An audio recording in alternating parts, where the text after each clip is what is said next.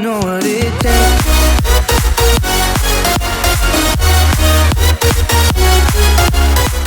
Three, two, one. Hello friends, तो मैं हूँ DRX प्रिया। मैं पहली बार ऐसा हो रहा है कि मैं वीडियो बना रही हूँ क्योंकि मुझे आपके साथ खुद का एक एक्सपीरियंस शेयर करना था।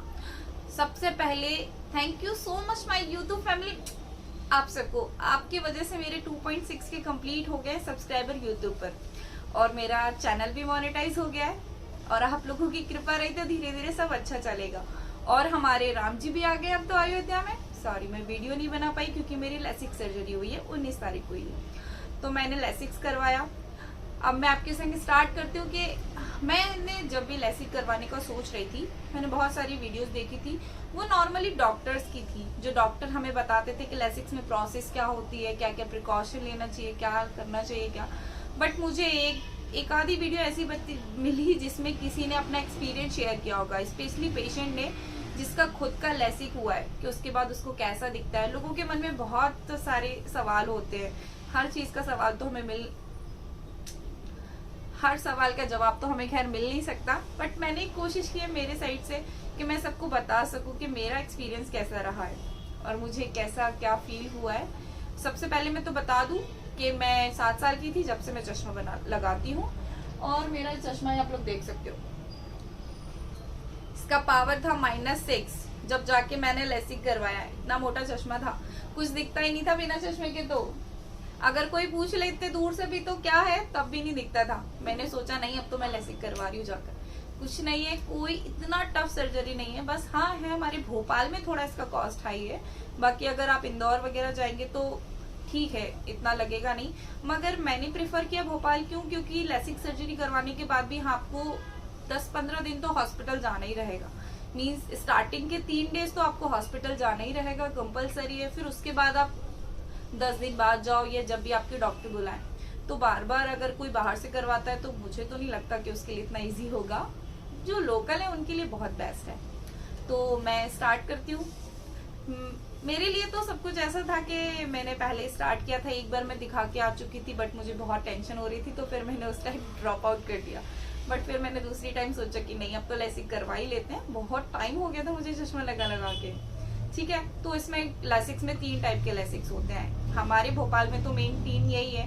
एक 45K का है, एक 65K का है और एक कॉन्टूरा है जो मैंने करवाया, वो 97K का है, ठीक है। टॉपुलाइजर मीन्स इसमें बिल्कुल ही क्लियरिटी, विजन ऑफ क्लियरिटी एकदम मस्त है। नॉर्मल अगर देखा जाए तो मुझे तो कभी बिलीव ही नहीं हुआ था कि मुझे इतना क्लियर कभी दिखेगा या मैं देख पाऊंगी बिना चश्मे के। ये एक प्रोटेक्टिव ग्लास है जो आपको पहनना पड़ेगा सर्जरी के कुछ 15-20 दिन तक, या फिर मे बी मंथली, इतना तो चलता है। और एक UV 400 ग्लास है जो हमको पहनना है जब हम लाइट में जाते हैं तब। नॉर्मली तो मैं आप तुमको स्टार्ट करती हूँ कैसी क्या प्रोसीजर है, ठीक है। सबसे पहले आप डॉक्टर के पास जाओगे, उनसे कंसल्ट करोगे कि मुझे लेसिक करवाना है, तो वो आपका चेकअप करेंगे।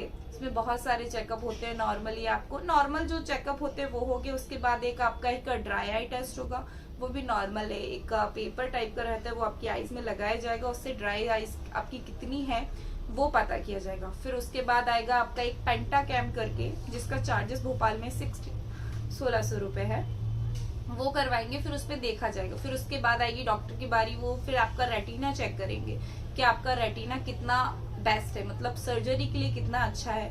फिर आपको डेज देंगे, उसमें प्रिकॉशन लेनी पड़ती है कुछ। जैसे आपकी सर्जरी, मैंने डेट फाइनल की थी 19 को, तो आपको सर्जरी के 2 दिन पहले से एंटीबायोटिक्स ड्रॉप डालनी पड़ती है।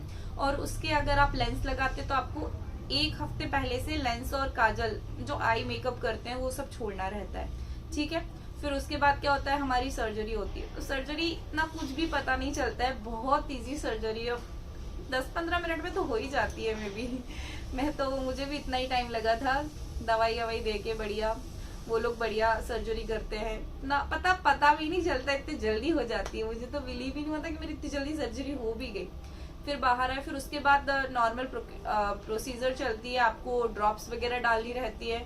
आपको 15 दिनों तक वाटर आंखों में नहीं जाना चाहिए, ऐसा रहता है, ठीक है। और ये प्रोटेक्टिव ग्लास आपको लगाने पड़ते हैं, जो दवाइयाँ डॉक्टर देता है वो आपको लगाना पड़ता है।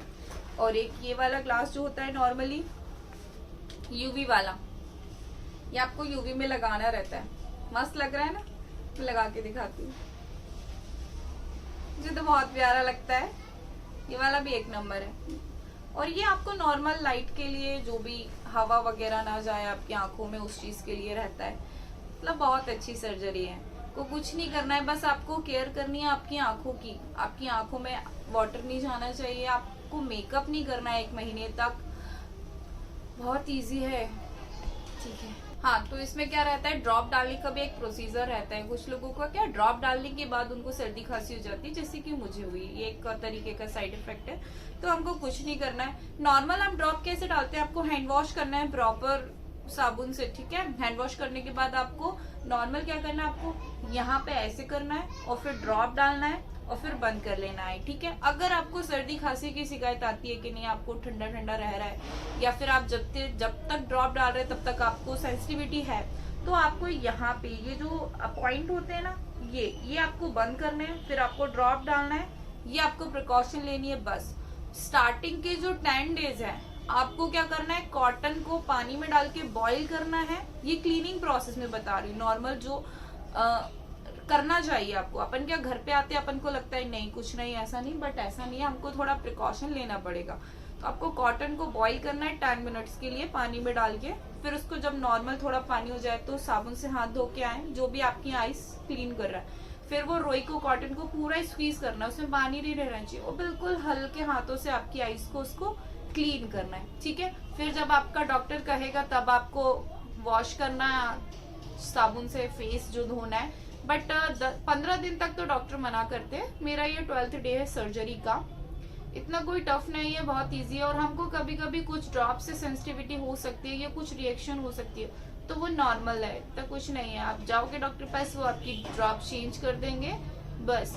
और हमको जो मेन हमारी आंखों को सुरक्षित रखना है, वो सिर्फ मेन धूल वगैरह ना जाए हमारी आंखों में, हवा एकदम से डायरेक्ट ना लगे, हमारे पे सन रेज एकदम से ना आए, बस हमको ये सारी चीजों को ध्यान रखना है। ड्राइविंग कर सकते हैं अब, नॉर्मल एक्टिविटी तो आप 2 दिन, आप मैं कह रही हूँ सर्जरी के 1 दिन बाद ही आपको सब कुछ क्लियर दिखने लगेगा। आप सब कुछ कर सकते हैं, मगर फिर भी 2 दिन आप रेस्ट लें, उसके बाद धीरे धीरे पढ़ने की कोशिश करें। टीवी आप 3 या 4 डेज बाद आप टीवी वगैरह देख सकते हैं, मोबाइल वगैरह चला सकते हैं, मगर फिर भी आप एक बार डॉक्टर से कंसल्ट कर सकते हैं, वो आपको क्लियर एकदम अच्छे से समझाएंगे। अगर आपको इससे भी अलावा आपको कुछ भी कोई भी क्वेश्चन आ रहा हो, तो आप या तो मुझे कमेंट कर सकते हैं, मैं सबके कमेंट्स का रिप्लाई दूंगी, ठीक है। और अगर फिर भी लगता है तो हम एक लाइव सेशन रख लेंगे, जिसमें मैं लाइव आऊंगी और फिर आपके सारे क्वेश्चन का रिप्लाई देती जाऊंगी, जैसा भी ठीक लगे। मतलब ये क्या है, हम लोग नॉर्मली क्या रहता है, डॉक्टर तो बताते हैं, आप डॉक्टर बताते हैं अरे ऐसा ऐसा, फिर भी क्या जो करवाने वाला पेशेंट होता है उसको बहुत डर लगता है। सिंपल सी बात है, मुझे भी बहुत डर लगा था, बट होने के बाद सब ओके एकदम ऐसा लग रहा है, प्यारा प्यारा दिख रहा है सब कुछ। थोड़ा ध्यान रखना पड़ेगा, 20 दिन अभी मेरा 12th डे है जैसा मैंने आपको बताया, तो मुझे थोड़ा ध्यान रखना पड़ेगा बस।